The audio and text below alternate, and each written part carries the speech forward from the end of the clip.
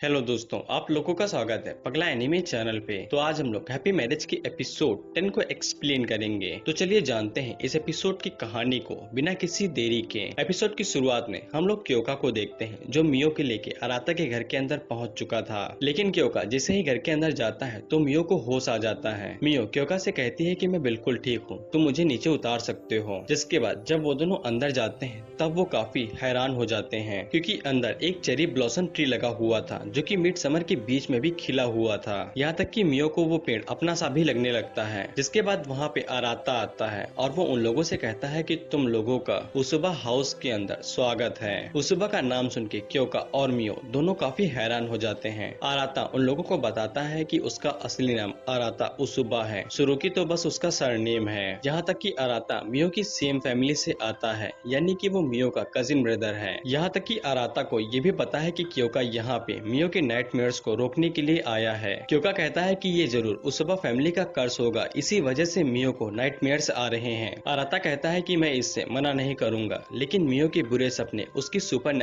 Ability से नाता रखते हैं और मुझे पूरा यकीन है कि मियो के पास कोई ना कोई सुपर एबिलिटी है। लेकिन मियो कहती है कि ये नामुमकिन है क्योंकि मेरे पास तो स्पिरिट साइड भी नहीं है। अराता मियो से कहता है कि इससे कोई भी फर्क नहीं पड़ता है कि तुम्हारे पास स्पिरिट साइड है या नहीं, क्योंकि उसुबा फैमिली की जितने भी सुपर एबिलिटी होती हैं वो खास तरह की एबिलिटीज होती हैं। जिसके बाद वहाँ पे मियो की मदर के फादर आते हैं जिनका नाम योशिरो युसुबा होता है और वो मियो से कहते हैं कि मैं तुम्हारी मदर का फादर हूँ, इसीलिए मैं तुम्हारा ग्रैंडफादर हुआ। जिसके बाद वो चारों बात करने के लिए घर के अंदर आ जाते हैं और मियो को घर के अंदर आने के बाद से ही काफी अच्छा महसूस होने लगता है। अराता उसे बताता है कि ऐसा इसलिए हो रहा है क्योंकि घर के चारों तरफ उसुबा बैरियर लगा हुआ है और मैं इस बात की पूरी गारंटी देता हूँ कि अगर तुम यहाँ पे 2 दिनों तक रहती हो तो तुम्हारे सारा स्ट्रेस खत्म हो जाएगा और तुम पूरी तरीके से हील हो जाओगी। लेकिन तुम जैसे ही बाहर जाओगी तो तुम्हें नाइटमेयर्स आना फिर से शुरू हो जाएंगे। इस पे क्योका कहता है क्या यहाँ पे और कोई रास्ता है मियो के सपनों को रोकने के लिए। मियो के ग्रैंडफादर कहते हैं कि जरूर, लेकिन उसके लिए यहाँ पे एक शर्त है कि क्योका खुदो को मियो को युसुबा फैमिली के हवाले करना पड़ेगा। जिसपे क्योका उन दोनों से पूछता है कि तुम्हारा मकसद क्या है और तुम्हें मियो के बारे में तब क्यों नहीं याद आया जब मियो साइमोरी फैमिली के अंदर थी। वो लोग कहते हैं कि उन्हें भी नहीं लगा था कि मियो के पास कोई सुपर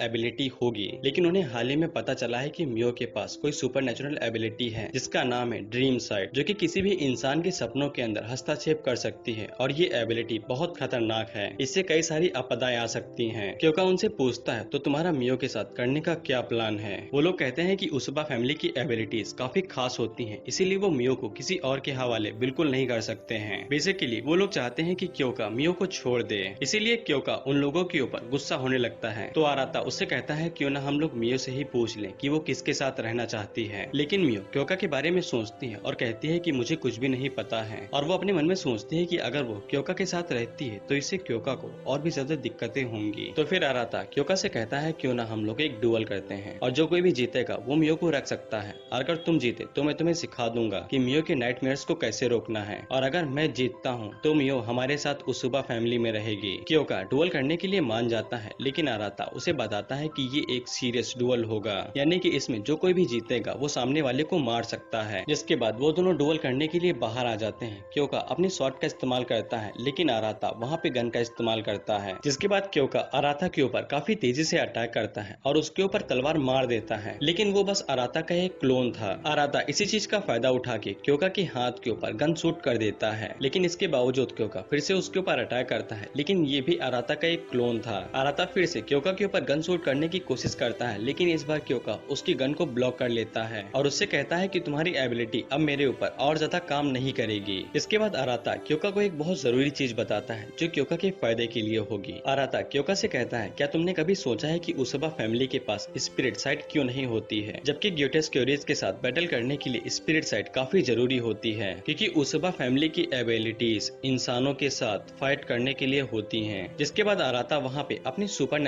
एबिलिटी का इस्तेमाल करता है और वहाँ पे फोक क्रिएट कर देता है, जिससे क्योका के सामने बहुत सारे अराता के क्लोन आ जाते हैं और वो क्योका से कहते हैं तो तुम्हें कैसा लगा। लेकिन क्योका आगे से अपनी सुपर एबिलिटी का इस्तेमाल करता है और उससे कहता है कि तुम कुछ ज्यादा ही कॉन्फिडेंट हो। इसके साथ क्योका अराता के बहुत सारे क्लोन्स को एक ही बार में डिस्ट्रॉय कर देता है। अराता क्योका के ऊपर बहुत बार गन शूट करता है, लेकिन क्योका हर बार डॉज करता है और एक एक करके उसके सारे क्लोन्स को डिस्ट्रॉय करता जाता है और एक समय ऐसा आ जाता है कि आराता के सारे क्लोन डिस्ट्रॉय हो जाते हैं और सिर्फ आराता बचता है। क्योका उसे कहता है कि तुम्हारी उस सुबह सुपर नेचुरल एबिलिटी का क्या हुआ। जिसके बाद आराता वहाँ पे फिर से बहुत सारे क्लोन्स बना लेता है, लेकिन क्योका अपनी एबिलिटी का इस्तेमाल करते हुए कहता है कि तुम्हारा खेल खत्म हुआ। लेकिन हम लोग मियो को देखते हैं जो कि क्योका को रोकने की कोशिश करती है, लेकिन उसके ग्रैंडफादर उसे रोक लेते हैं। इधर क्योका अपनी एबिलिटी का इस्तेमाल करके एक बहुत बड़ी फायरबॉल बना लेता है और वो आराता से पूछता है क्या तुम इसे डॉज कर सकते हो। जिसके बाद क्योका आराता के ऊपर अटैक करता है, जिससे वहाँ पे बहुत तेज धमाका होता है और सभी क्लोन डिस्ट्रॉय हो जाते हैं और आराता घायल होकर पीछे गिरता है। जिसके बाद क्योका अपनी शॉट का इस्तेमाल करके आराता को हराने ही वाला था, लेकिन तभी आराता मियो को एक शील्ड की तरह इस्तेमाल करता है उसका क्लोन बना के, जिससे क्योका का ध्यान भटक जाता है और आराता इसी का फायदा उठा के क्योका को हरा देता है। क्योका आराता से कहता है क्या तुम गोली नहीं चलाओगे। आराता उसे कहता है इसकी कोई भी जरूरत नहीं है, सारी चीजें पहले ही सेटल हो गई हैं। जिसके बाद हम लोग देखते हैं कि मियो भागते हुए क्योका के पास आ रही थी, लेकिन आराता वहाँ पे टेलीपोर्टेशन मैजिक का इस्तेमाल करता है और क्योका को घर के बाहर टेलीपोर्ट कर देता है और वो क्योका से कहता है कि मियो की रक्षा करना मेरा काम है। जिसके बाद हम लोग मेजर और गोदो को देखते हैं। उनकी बातों से हमें पता चलता है कि ग्यूटस क्यूरिस पहले सिंगल वे में अटैक कर रहे थे, लेकिन अब वो धीरे धीरे इकट्ठा हो रहे हैं और एक साथ कैपिटल के ऊपर अटैक करने वाले हैं। इसीलिए मेजर गोदो से कहते हैं कि जितनी जल्दी हो सके क्योका को यहाँ पे बुलाओ। लेकिन हम लोग देखते हैं कि हाजुकी क्योका की मरहम पट्टी कर रही थी और उसे डांट भी रही थी कि वो हारने के बाद चुपचाप यहाँ पे चला कैसे आया। हाजुकी क्योका से कहती है कि जितनी जल्दी हो सके मियो को फिर से यहाँ पे लेके आओ, लेकिन क्योका उससे कहता है कि उसके पास कोई भी हक नहीं है कि वो मियो को लेके आए क्योंकि वो डिवल हार चुका है। लेकिन हाजुकी क्योका के सर के ऊपर घूंसा मारती है और उससे कहती है कि वो लूजर की तरह मियो को वहाँ पे अकेला छोड़ के यहाँ कैसे आ गया। क्योका हाजुकी को बताता है कि जब मियो से पूछा गया था कि वो उसुबा फैमिली में रहना चाहती है या क्योका के साथ, तब उसने कहा था कि उसे पता नहीं है। लेकिन हाजुकी उसके सर के ऊपर फिर से घूंसा मारती है और उससे कहती है कि वो बेवकूफ है, कि क्योका को उस टाइम पे अच्छे से सोचना चाहिए था। मियो कभी भी ऐसा नहीं कहेगी, शायद से वो खुद को दोष दे रही होगी क्योंकि उसे लगता है कि उसकी वजह से तुम्हें और ज्यादा काम करना पड़ता है। वो तुम्हारे साथ बुरी तरीके से रहना चाहती है, लेकिन उसे पता है अगर तुमने उसे मना कर दिया तो सब कुछ खत्म हो जाएगा। इसीलिए वो तुम्हारी अच्छी वाइफ बनने के लिए पूरी कोशिश कर रही थी और ये बात तुम भी जानते हो कि उसके अंदर कॉन्फिडेंस की कितनी कमी है। लेकिन क्योका को अभी भी कुछ समझ में नहीं आया था, तो हाजुकी उसे पकड़ के कहती है कि मियो के पास सिर्फ तुम ही हो। जिसके बाद हम लोग देखते हैं कि क्योका जाके फोन उठाता है क्योंकि गोदो ने उसे कॉल किया था और वो हाजुकी को बताता है कि वो सबसे पहले हेडक्वार्टर जाएगा। हाजुकी उसे पूछती है क्या तुम मियो को इग्नोर करने वाले हो अपने काम की वजह से। क्योका हाजुकी को बताता है कि हेडक्वार्टर अभी बहुत जरूरी है क्योंकि बहुत सी लोगों की जानें इससे जुड़ी हुई हैं, इसीलिए मैं मिशन को हल्के में नहीं छोड़ सकता हूँ। अगर कुछ हो गया तो मियो शायद खुद को ही दोष देगी, लेकिन मिशन के खत्म होने के बाद मैं तुरंत मियो को फिर से वापस ले आऊंगा। हाजुकी उससे कहती है ठीक है, जल्दी से अपना काम खत्म करो। जिसके बाद हम लोग फिर से उसी पुराने कैरेक्टर को देखते हैं जिसको आराता ने योर मजेस्टी कहा था और वो बंदा एक डरावनी हंसी हंसते हुए कहता है कि जिस दिन का इंतजार था वो बस आने ही वाला है। जिसके बाद हम लोग देखते हैं कि मियो उसुबा फैमिली के अंदर चुपचाप बैठी हुई थी। जिसके बाद आराता मियो के कमरे में आता है और उससे पूछता है कि उसे कैसा लग रहा है, लेकिन मियो आराता से पूछती है कि क्योका कैसा है। आराता उसे बताता है कि उसने कुछ भी नहीं किया था, बस क्योका को टेलीपोर्ट कर दिया था और उसने सुना है कि क्योका सही सलामत है और वो अभी अपने वर्क प्लेस पे काम कर रहा है। आराता मियो से ये भी कहता है कि क्योका काफी कोल्ड हार्टेड है क्योंकि उसने मियो से पहले अपने काम को ज्यादा जरूरी समझा।